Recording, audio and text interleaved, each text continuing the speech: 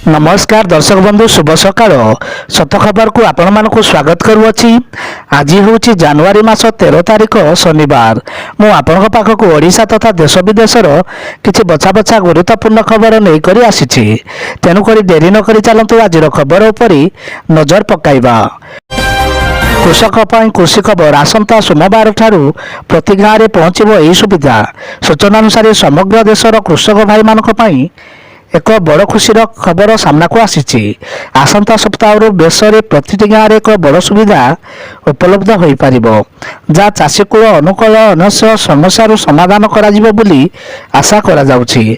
भारतीय पाणीपाग विज्ञान विभाग तरफ आसंता सप्ताह में पंचायत स्तर में पाणीपागर पूर्वानुमान करा जारी करिबो।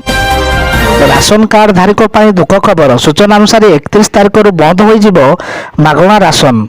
जल्दी करंतु ए काम। सूचना अनुसार राशन बंटन व्यवस्था रे उन्नति आने सरकार द्वारा बड़ पदक्षेप निया जाउछि, जार प्रभाव मध्य देखा मिलुछि। अयोग्य लोक धरिबा एवं सेमानकु राशन कार्ड तालिकारु हटाइबा सरकार उद्देश्य। सेतिपई स्वच्छता बजाय रखिबा अनेक कठोर नियम करा जाइछि। सुकन्या समृद्धि योजना रे 3 गुण रिटर्न। सूचना अनुसार सुकन्या समृद्धि योजना रे सीधा 70 लाख लाभ निवेश करछन्ते। तो सूचना अनुसार केंद्र सरकार पक्षर अनेक प्रकार सेविंग योजना प्रणयन होइछि। एही भली योजना लोकंक पई बेस लाभदायक साब्यस्त होइछि। एही भली स्कीम अल्प किछि सेविंग करी लोके मोटा अंकर टंका कमाई पारिबे। सरकारंकर एही भली एक योजना होछि सुकन्या समृद्धि योजना, जहाँ कन्या संतान को सुरक्षित भविष्य दृष्टि रखी प्रणयन होइछि। आज उद्घाटन हेब देशर सबुठु बड़ समुद्र ब्रिज। सूचना अनुसार आज उद्घाटन हेब देशर सबुठारु बड़ समुद्र ब्रिज अटल सेतु। मुंबई रे प्रधानमंत्री नरेंद्र मोदी यार उद्घाटन करिवे। मुंबई रे नवी मुंबई को यह समुद्र जरिया रे संयोग करिवे। 22 किलोमीटर लंबा यह सेतु भारतीय इंजीनियरिंग एवं वरिष्ठ उदाहरण।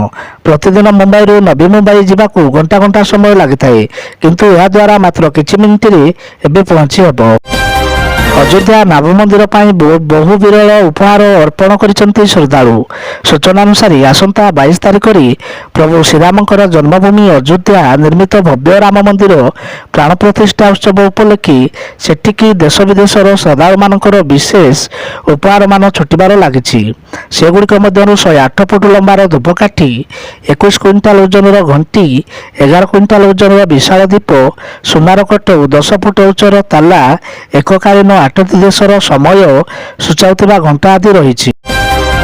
आज कृषक और ओडिशा 2024 सामिल हेबे 5000 महिला चाषी। सूचना अनुसार भुवनेश्वर एवं महिलांकर विशाल समावेश। कारागार आज आरंभ होगा जाउछि। कृषक 2024 ओडिशा 14 तारिख पर्यंत चलवाकुथिबा एही समावेश को उद्घाटन करिवे मुख्यमंत्री नवीन पट्टनायक। सामिल हेबे 5000 महिला चाषी, 2000 एचएससी महिला और कृषक उद्योगी। आयुष्मान कार्ड पाई किपरि करिवे आवेदन, यही सब प्रमाण पत्र जरूरी न हेले भी रद्द हो। सूचना अनुसार लोकों को आर्थिक दृष्टि सशक्त तथा साहाय्य करने पाई सरकार विभिन्न प्रकार योजना जारी करछन्ती। ए योजना गुड़िक मध्यरु गोटे होछि आयुष्मान भारत योजना, जार लाभ लक्ष लक्ष भारतीयों पाखरे पहुंचुछि।